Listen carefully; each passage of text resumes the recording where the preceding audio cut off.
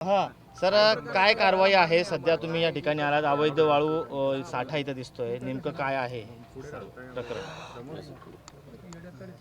गंगापूर तालुक्यामध्ये हजारो ब्रास वाळू हायवा रस्त्याने दिसत होते, परंतु ती रॉयल्टी त्याचा उपक्रम देखील आहे. नेमकं प्रकरण काय? आपण ज्या ठिकाणी आलेलो आहोत ते माझ्या मतदारसंघातील आंबेलोहळ वडगाव रामपुरी या ठिकाणी आहोत. आणि या ठिकाणी तुम्ही जर बघितलं आत्ता जवळपास 2000 ते 2500 ब्रास वाळू वेगवेगळ्या कृत्या वापरून वरतून थोडी माती झाकून आणि प्रचंड 100-150 एकरचं गायरान हे अगोदरपासून मुरूम उकरून आणि त्यात माती लपवून ठेवण्यात वाळू लपवून ठेवण्यात आलेली होती. आणि असेच वेगवेगळे 11 ठिकाणी मी वेगवेगळ्या आमच्या अधिकारी महोदयांना ही जी आम्ही मोहीम घेतली, सन्माननीय एसडीएम साहेब, सन्माननीय तहसीलदार साहेब आणि आम्ही एक 15 दिवसापूर्वी या ठिकाणी आलो होतो. हे सगळे स्टॉक्स आम्ही बघितले. वाळू माफिया हे इतके पुढे गेलेले होते की त्यांनी रस्ता कळूच दिला नाही, कधी आम्हालाही कळत नव्हता. तर मी त्यांच्या घरी थोडेसे जरा फुकटचे तांदूळ गहू असे पाठवून वेगवेगळ्या कृत्या वापरून त्यांच्याकडनंच हे अड्डे प्राप्त करून घेतले. आणि मग त्या अड्ड्यावर जेव्हा आम्ही आलो तर अकल्पनीय होतं, इतका मोठा स्टॉक या ठिकाणी सापडलेला आहे. त्यात विषय काय होता की घरकुल जे आहेत गोरगरिबांचे त्यांना 5 ब्रास वाळू मोफत शासनाने कबूल केलेली आहे, पण ती द्यायला नव्हती. ॲक्च्युअली ती भेटत नव्हती, हायवा नव्हते आणि ही सगळी विदाऊट रॉयल्टीची आहे. आणि म्हणून आमच्या मतदारसंघातला जवळपास 7000 ब्रास वेगवेगळ्या ठिकाणचा स्टॉक आम्ही जप्त केला आहे प्रशासनाच्या मदतीने. आणि आज आम्ही आता जी घरकुलवाले आहेत त्यांना मोफत वाळूचं वितरण या ठिकाणी ठेवलेलं आहे. अच्छा. हे प्रशासनाला दिसणार नाही म्हटलं, तुम्ही शोधून काढलेलं आहे. इथे कुठेतरी प्रशासनाचा फेल्युअर नाही का हा? 1-2 ट्रक नव्हे तर अख्ख्या 100 एकरवरती असं होतंय. प्रशासनाचं कुठे मिली बघत आहे असं वाटतंय तुम्हाला याच्यावर? 100% इथल्या लोकल तलाठी आणि गिरद्वार इन्क्लुडिंग ग्रामसेवक सर्वच अधिकारी कर्मचारी ह्या एरियामध्ये जे राहतात त्यांना हे माहीत असतंच, परंतु त्याच्यावर त्यांनी डोळेझाक केलेली आहे. त्यांना अक्षरशः रस्त्यावरच्या गोष्टी मी तर हे ऐकलं आहे, इथले मला वाटतं कधी भिंगारे, तसलं भिंगारेच नाही इथले भिंगारे बहुतेक त्यांची पार्टनरशिप पण असल्याचं मला कळतं आहे. तशी मी तक्रारही श्रीमान बावनकुळे साहेबांकडे 15 दिवसापूर्वी केलेली आहे आणि आता पण डिटेल देतो आहे. त्यांचे मोबाईल जर चेक केले तर हे सगळे माळू माफिया त्याच्यामध्ये भेटतील असं मला पूर्ण खात्री आहे.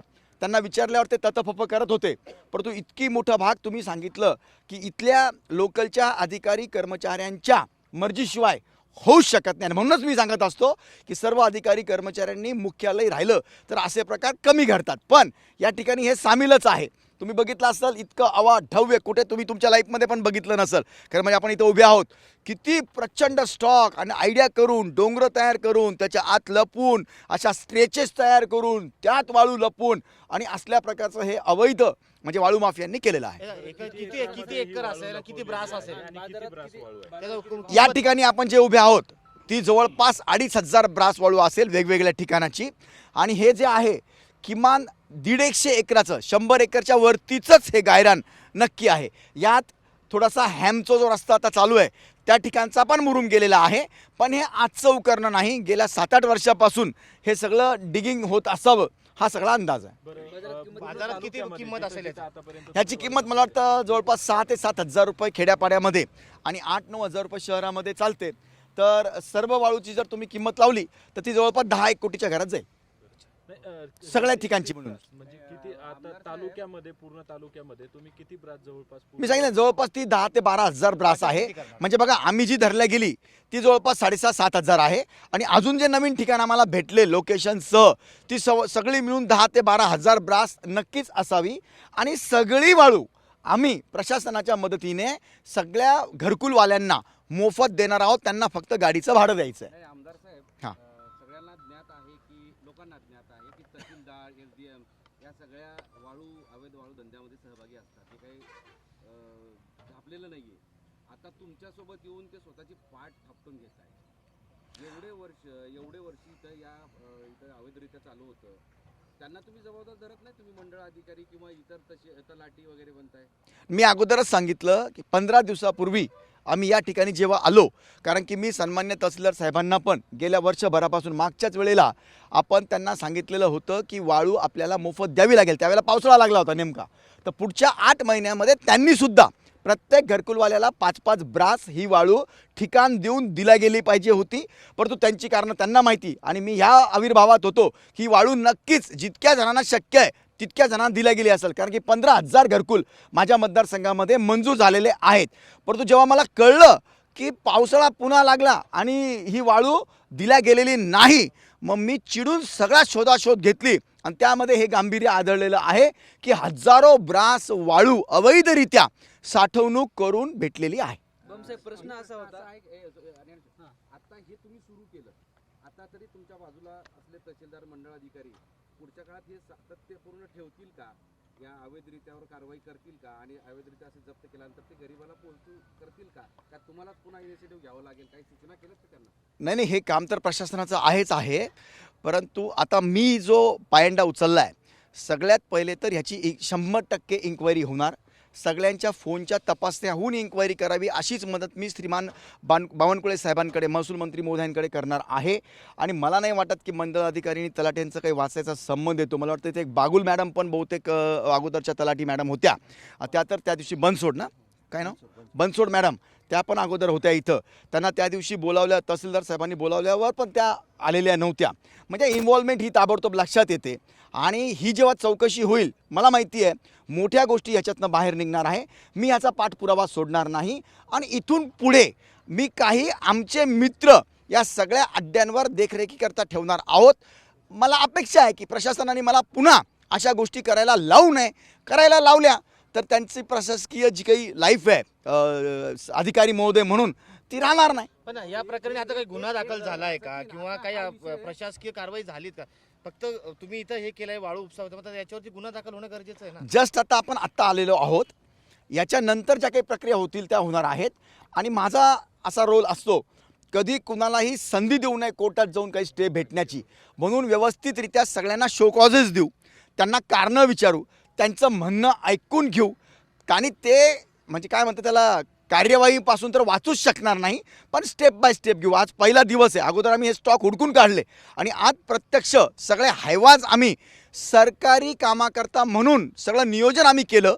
SDM साहेब, मी, तहसीलदार साहेब, आमच्या सगळ्या प्रशासनाने, आणि ते आम्ही घेऊन आलेलो आहोत. पण मी एक नक्की सांगतो, जे कोणी याच्यामध्ये इन्व्हॉल्व असतील, त्या दिवशी मी सन्माननीय DYSP साहेब, PI साहेब सगळ्यांना घेऊन आलो होतो. आणि जे अधिकारी कर्मचारी म्हणून ह्याच्यात इन्व्हॉल्व असतील ते सुटणार नाहीत. थोडासा आपण वेळ याच्याकरता काढला पाहिजे. चौकशी कोणत्या लेवलवर व्हायला पाहिजे हे अगोदर ठरवतो आपण आणि त्यानंतर सगळं बघूया. किती लाभार्थ्यांना आज तुम्ही वाटप करणार आहे? बघा, जवळपास आता मला वाटतं आज बघा 400 लाभार्थ्यांची 2000ची आम्ही यादी इथं घेऊन आलेलो आहोत. आता जितके लाभार्थी येतील त्यांना फक्त गाडीचं भाडं द्यायचं आहे, बाकी वाळू मोफत घेऊन जायची आहे, असं आहे. आणि याच्या उपर आता म्हणजे जेव्हा सगळी वाळूचा आपण हिशोब धरूया तर ती किमान 2000 लाभार्थ्याला भेटली पाहिजे, जर 10,000 ब्रास वाळू निघाली तर. साहेब, महाराष्ट्रात गंगापूर तालुक्यासारखे जवळपास 200-250 तालुके वाळू अवैधरित्या होणार. हा जो तुम्ही नवीन पायंडा टाकलाय, तो महाराष्ट्रात सरकारनं किंवा त्या जिल्ह्यातल्या तालुक्याच्या प्रशासनानं घ्यावा का, तो हाती घ्यावा का? बघा, मी एक विचार केलेला आहे जो की मी अगोदरही हाऊसमध्ये मांडलेला होता. सन्माननीय राणेसाहेब जेव्हा महसूल मंत्री होते तेव्हा माझं म्हणणं असं आहे, बघा, वाळू ही समाजाला लागणारी गोष्ट आहे. वाळू काही ही थांबू शकत नाही, घरं बांधणं काही थांबू शकत नाही.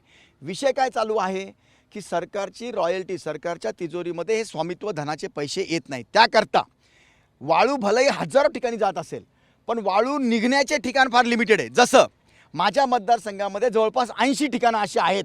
आत्ता जे मी 15 दिवसापासून अभ्यास करू लागलो तर 80 ठिकाणं असे भेटत आहेत आपल्याला, तिथूनच वाळू जाऊ शकते, बाकीच्या ठिकाणी नाही.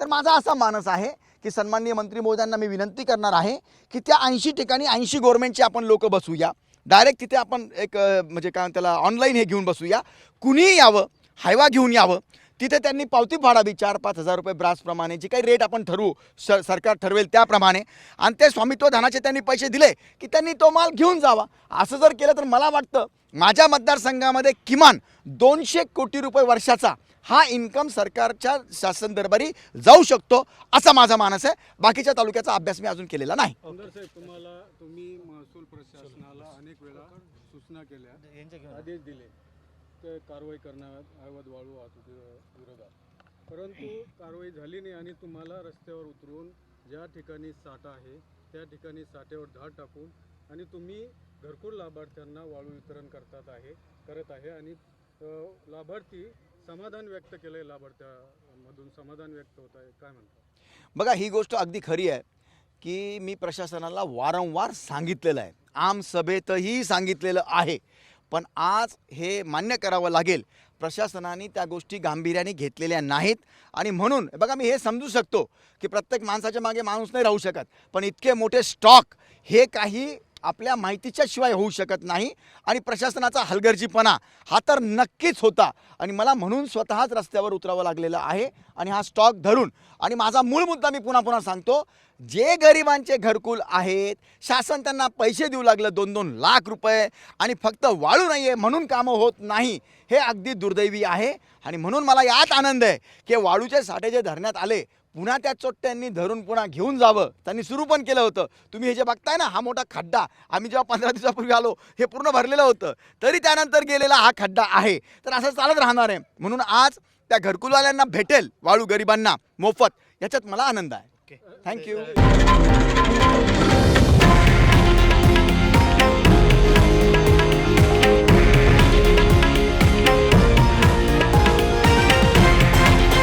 हे आहे देशातील नंबर 1 न्यूज नेटवर्क आणि आपण पाहत आहात TV9 मराठी, एकमेव.